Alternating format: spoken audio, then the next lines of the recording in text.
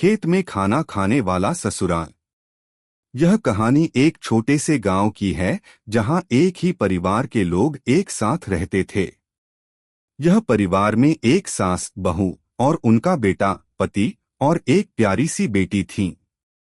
इस परिवार में 3 पीढ़ियां थी, दादी, माँ और बहू। इनकी जिंदगी बहुत साधारण और खुशहाल थी, लेकिन कुछ घटनाएं थीं जिन्होंने इनकी जिंदगी की दिशा बदल दी थी।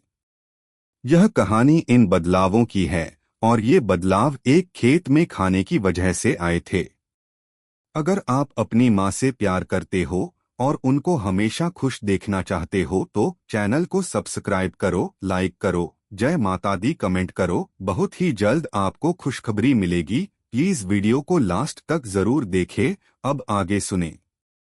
पात्र: शांति देवी, सास।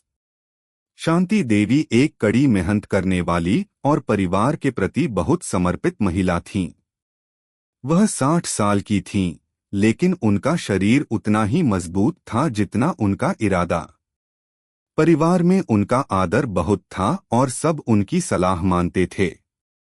मीरा, बहू। मीरा गांव की एक प्यारी और समझदार लड़की थी। वह लगभग 30 साल की थी और जब से उसकी शादी हुई थी उसने अपने ससुराल को अपनी जिंदगी बना लिया था। मीरा का दिल बहुत बड़ा था और वह हर किसी के साथ अच्छा बर्ताव करती थी। उसकी आदत थी कि वह सास के साथ काम करती और घर के सभी कामों में हाथ बंटाती। अर्जुन, पति। अर्जुन शांति देवी का बेटा और मीरा का पति था।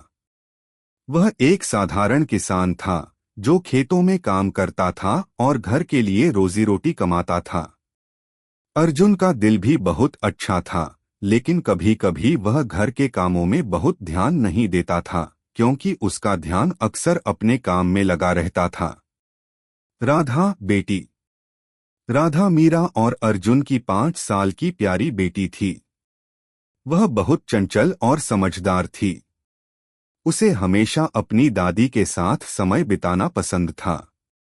घटना की शुरुआत: गांव के बाहर एक बड़ा खेत था जहां अर्जुन काम करता था।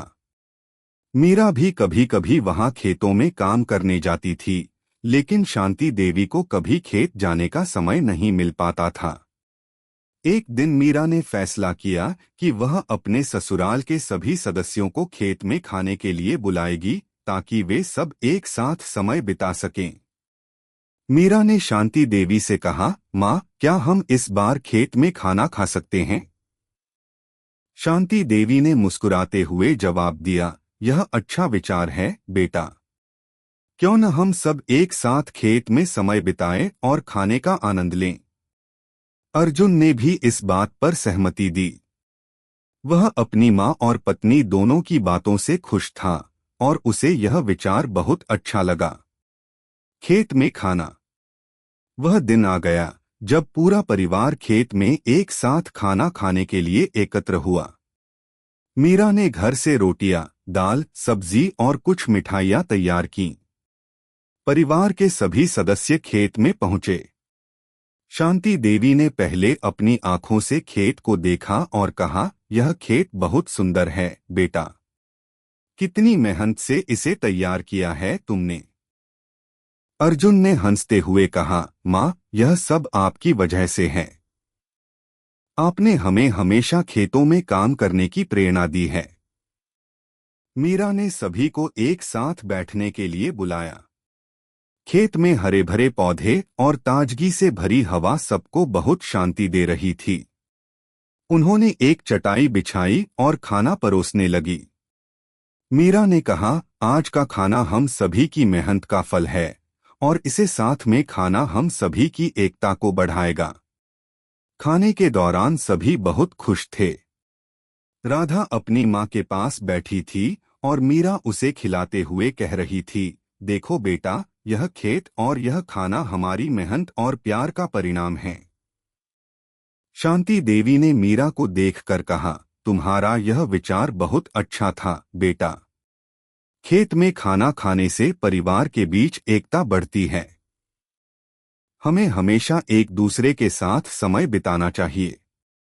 बदलती रिश्ते की दिशा। खेत में खाना खाने का यह अनुभव परिवार के सभी सदस्यों के लिए एक अविस्मरणीय पल बन गया। उस दिन के बाद से मीरा और शांति देवी के रिश्ते में एक नई समझ आई। दोनों ने एक दूसरे की अहमियत को और ज्यादा समझा। मीरा ने महसूस किया कि सास की कड़ी मेहनत के पीछे एक बहुत गहरी सोच है, और शांति देवी ने मीरा के विचारों और परिवार की देखभाल के तरीकों को सराहा। अर्जुन ने भी यह महसूस किया कि परिवार में समय बिताना सिर्फ खाना खाने तक सीमित नहीं होता, बल्कि यह रिश्तों को मजबूत करने का एक तरीका है। वह अपनी पत्नी और मां के साथ खेत में खाना खाने की परंपरा को बनाए रखने के लिए तैयार हो गया। परिवर्तन। समय के साथ मीरा और शांति देवी की समझ और भी गहरी हो गई। खेत में खाना खाने का यह छोटा सा कदम उनके रिश्तों के बीच एक नया अध्याय जोड़ गया।